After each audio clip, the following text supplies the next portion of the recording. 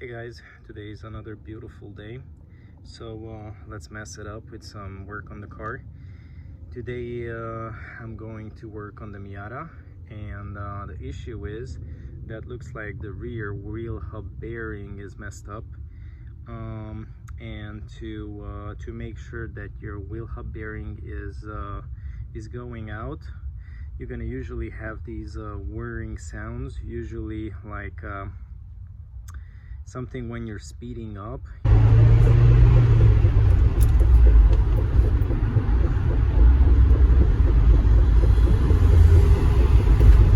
It's humming even more and more, or it's a clicking noise, or you know, like a constant knocking that's speeding up like this, and then it's gonna kind of smooth out after like 40 miles an hour, but before you just hear this knocking sound. What else? First I thought it's the axle, actually, because this side of the wheel got hit. I don't know how, I don't know when, I just know that it did. That's why the differential arm was snapped. That's why the other aluminum wheel was bent and releasing air, and also it's wobbling on high speed, so I had to kind of throw that away. So pretty much, you know, the last thing that is, it's the wheel hub bearing. So I already got another one. If you're just going to, you know, a graveyard, a junkyard, or just look up the marketplace for one of these, the whole assembly, not just, you know, the bearing in the middle, and to make sure that this is still good, usually you have to start wiggling it, and if there's no play in it, you're good to go, even if you're just moving, you know, left to right. And when you're rotating it, you know, it's not spinning freely, it's just barely turning. So this is how you know this one is still good. Okay, first things first, you know, put the jack underneath the car. Make sure that usually you have these two welds, and I'm usually putting it in between because you have a support over there for the jack, or you can put it underneath the subframe right over here. This is where you can put your normal jack, but I'm just using, you know, these Audi jacks. Maybe it's not the best idea, but this is what I'm working right now. Make sure that you put the car in first gear. I put it in first gear first because the brake, the handbrake needs to be off for this, so you can take off the whole brake system. So first things first, we're gonna use the stock socket, which is 21, and we're gonna remove the lug nuts, we're gonna remove the wheel, then we're gonna remove the brake, and we're gonna unscrew the bolt for the CV axle. Then we are going to unbolt the bolt that's holding the whole hub assembly, this one, and then the bottom one. And if you got hit on the wheel that you're about to replace, you're pretty much sure that you have to use angle grinder to cut the bolt, because it's bent, and as you can see, you have like two sides, it's not gonna go through. I already tried with that one. I had to cut the old one, and I got another one, so I'm going to reuse the one that I previously bought and installing this one. Okay, so first let's remove the wheel, then we're gonna remove the brake. All right, next thing what I'm going to use is a 32mm socket to remove the axle nut, and usually I'm using one of these torque wrenches. Even so, this one is not the strongest because I couldn't release the lug nuts. I needed the breaker bar for it, so we'll see.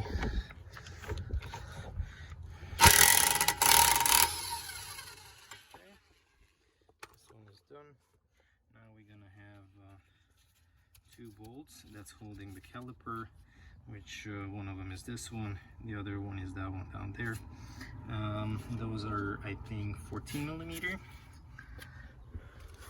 So make sure that you have a big ratchet or a breaker bar. It's much easier to remove them with one of those tiny wrenches. Okay, as you can see, this is indeed 14 millimeter that you need for the bolts. Remove from the caliper, and there's only 2 of them.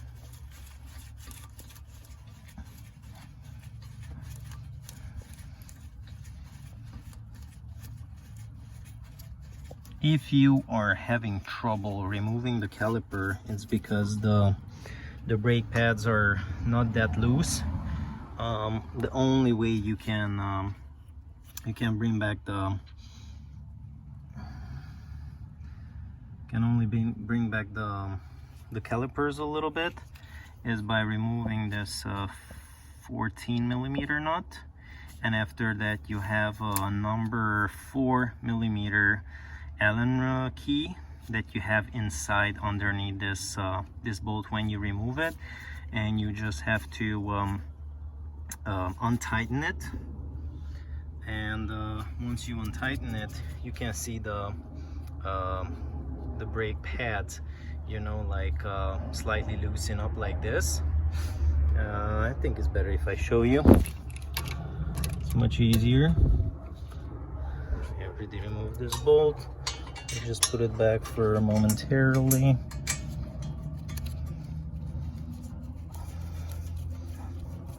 Okay, let's release this bolt. Okay, as you can see, it's another 14 millimeter.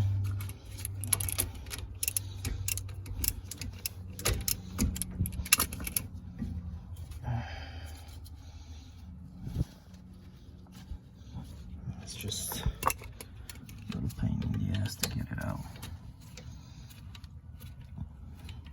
This is indeed a aftermarket caliper. This is not the stock one.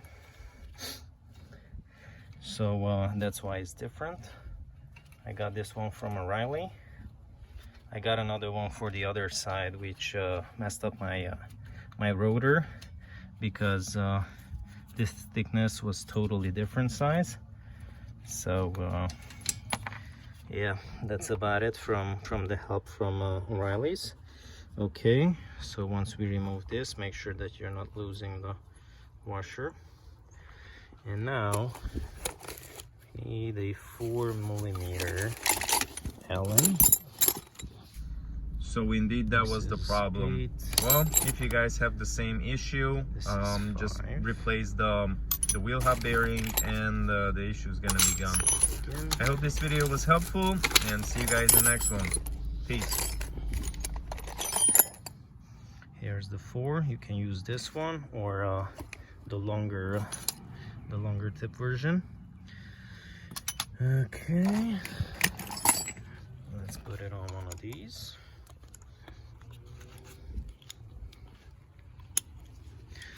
And you just stick it in the hole right there. As you can see, it's already grabbing. Am I gonna tighten up a little bit because mine is a little bit loose? I left it loose, so I'm going to tighten it. Let me see which direction is which. Okay, so as you can see now, it's much tighter. So it looks like counterclockwise it's tightening it, and clockwise it's loosening it. And as you can see, this is much play as you need. Everything tighter than that, it's too much. Everything looser than that, it's just, you know, for big brake performance is less. So make sure counterclockwise you tightening it, clockwise you're loosening it. All right, so now that you're done with that, removing the bolts, putting the caliper aside. Now that the caliper is aside, now you have to loosen up the, wow, this was pretty loose. Okay, So you loosen up with a 14mm, this one, and pretty much that's all you have to do, because you don't have to loosen the bottom. Oh no, we have to loosen the bottom one up because I'm replacing the whole thing. Okay, so make sure that you use the 14mm over here, and let's see the bottom one. I think it's a 17.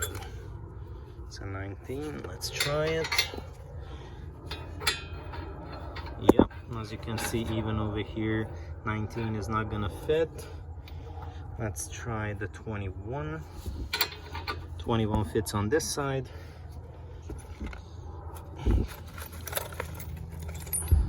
Number 17 fits on that side.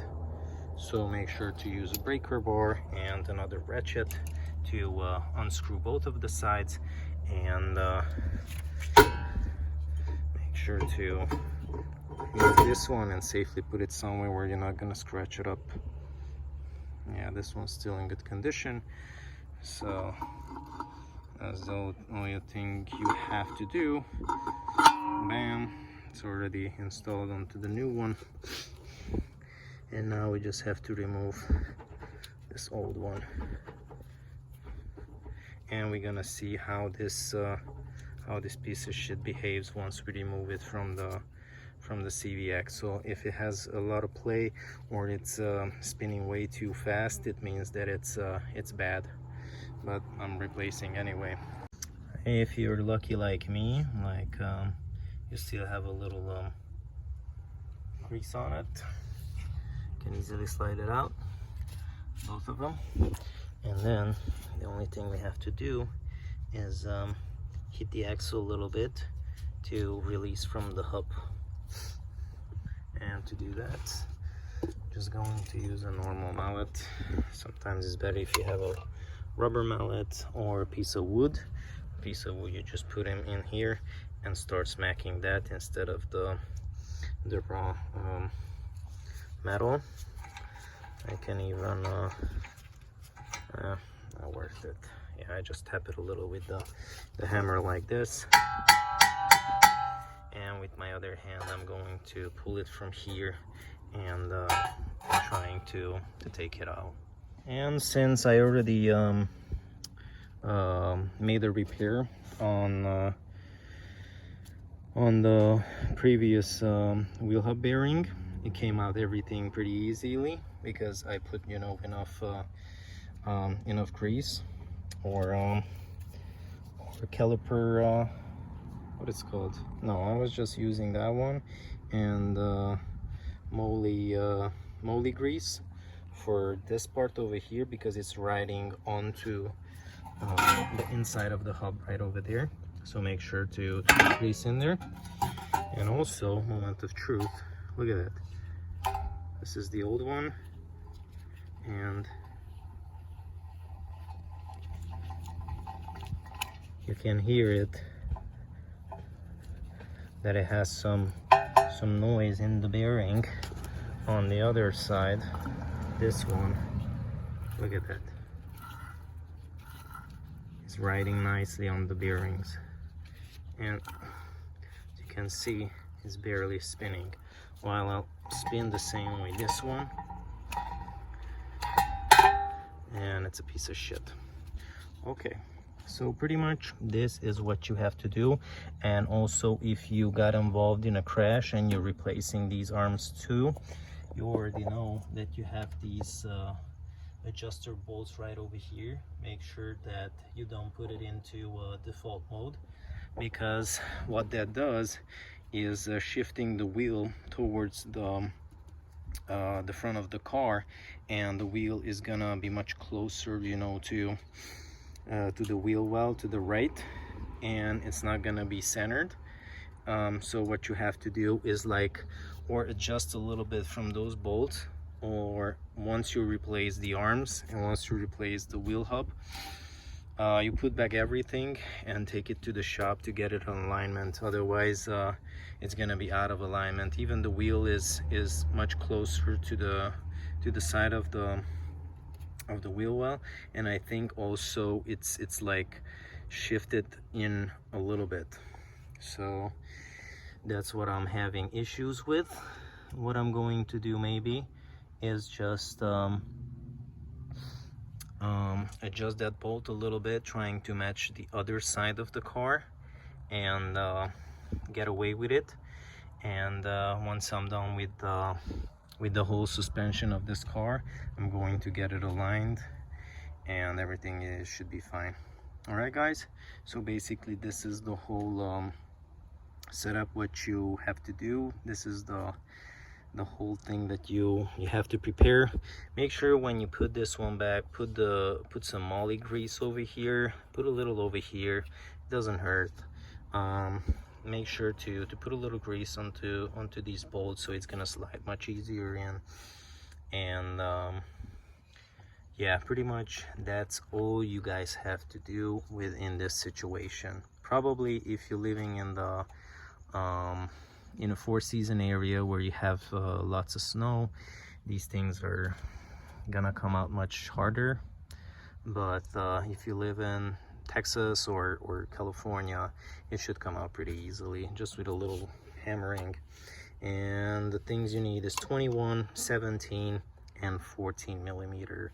It's better if you have multiple wrenches, ratchet pretty much, maybe a torque wrench. And yep, that's it guys.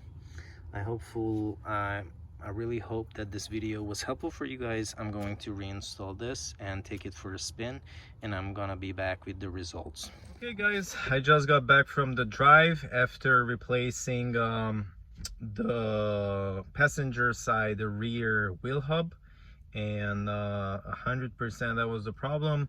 So I don't know if you could really hear the noise in the beginning of the video, how it sounds, but if you have the same sound, make sure that you're replacing the bearing for the wheel, and you're gonna have it fixed. Okay guys, I hope this video was helpful.